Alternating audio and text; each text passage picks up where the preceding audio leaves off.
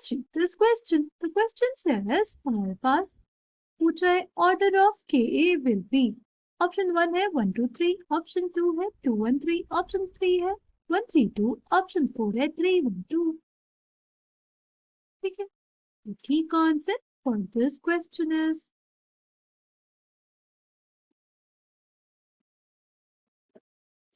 Suppose हमारे पास कोई acid है HA, राइट, और ये डिसोसिएट कर रहा है H प्लस और A माइनस में. ठीक. A माइनस क्या कहलाएगा इस एसिड का? A माइनस होगा कॉन्जुगेट बेस. ठीक है, हमारे एसिड का क्या है? A minus conjugate base. अगर हमारे पास कभी भी जो कॉन्जुगेट बेस है वो स्टेबल रहेगा तो हमारा जो इक्विलिब्रियम है वो और ज्यादा किसकी तरफ शिफ्ट होगा? फॉरवर्ड डायरेक्शन में, राइट. फॉरवर्ड डायरेक्शन में शिफ्ट होगा तो हमारे पास जो H प्लस आयंस मिलेंगे हमें ज्यादा मिलेंगे, यानी जो एसिडिटी होगी वो बढ़ जाएगी. ठीक है.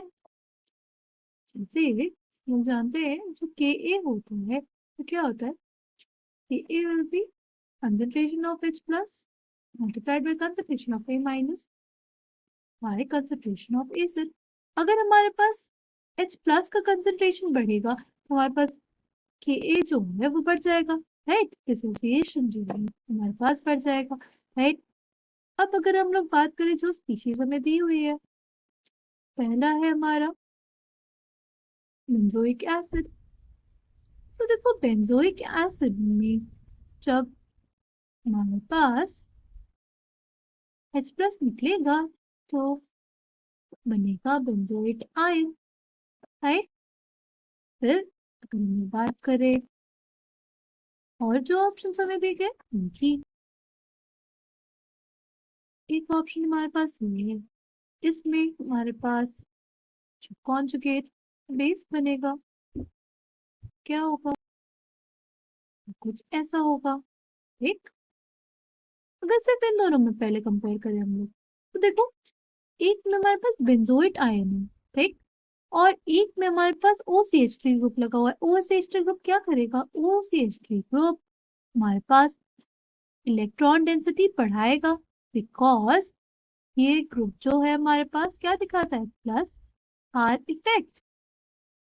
ठीक है, ये प्लस आर इफेक्ट दिखाता है तो ये इलेक्ट्रॉन डेंसिटी इंक्रीज करेगा. बट हमारे पास यहाँ पे क्या है? एक एनायन है और एनायन जो होता है वो डिस्टेबलाइज होता है due two electron donating effect. Anion की स्टेबिलिटी के लिए कौन सा इफेक्ट होना चाहिए? एनायन की स्टेबिलिटी के लिए हमारे स्पीशीज में इलेक्ट्रॉन विड्रॉइंग इफेक्ट प्रेजेंट होना चाहिए या इलेक्ट्रॉन विड्रॉइंग ग्रुप प्रेजेंट होना चाहिए, तब ही हमारे पास जो एनायन होते हैं वो स्टेबल होते हैं. ठीक है. तो हमारे पास अगर हमारे जो दोनों ऑप्शन से इनमें से डिसाइड करना हो हमें, तो हम लोग बोले ए और इसको बोले बी. ए और बी में से किसकी एसिडिटी ज्यादा होगी? एसिडिटी हमारे पास ज्यादा होगी ए की बी से, बिकॉज हमारे पास इस जो बी है उसमें लगा है OCH3 ग्रुप जो हमारे इलेक्ट्रॉन डेंसिटी बढ़ा रहा है रिंग में और जिसकी वजह से हमारे पास ये जो एनायन है वो डिस्टेबलाइज होगा. ठीक. अब अगर बात करें हमारे पास नेक्स्ट जो स्पीशीज थी वो थी कुछ ऐसी. यहाँ पे क्या है? ये नाइट्रो ग्रुप है और जो नाइट्रो ग्रुप है वो कैसा ग्रुप होता है? नाइट्रो ग्रुप हमारे पास होता है एक इलेक्ट्रॉन विथड्रॉइंग ग्रुप, यानी ये क्या करेगा? हमारे जो एनायन है उसकी स्टेबिलिटी को बढ़ाएगा. ठीक. तो हमारे पास अगर ए बी सी में से कंपेयर करना हो हमें, सबसे ज्यादा एसिडिटी हो जाएगी सी की, बिकॉज इसमें नाइट्रो ग्रुप लगा हुआ है. नाइट्रो ग्रुप कैसा ग्रुप है? ये दिखाता है माइनस आर. माइनस आर की वजह से ये इलेक्ट्रॉन डेंसिटी को पुल करता है और इसके वजह से हमारे कार्बन जो हमारा एनायन है उसकी स्टेबिलिटी बढ़ती है. तो सबसे ज्यादा एसिडिक कौन? सबसे ज्यादा एसिडिक हमारा सी, फिर हमारे पास हमारा ए और फिर हमारा बी, राइट. हमारे पास एसिडिटी का ऑर्डर आ गया.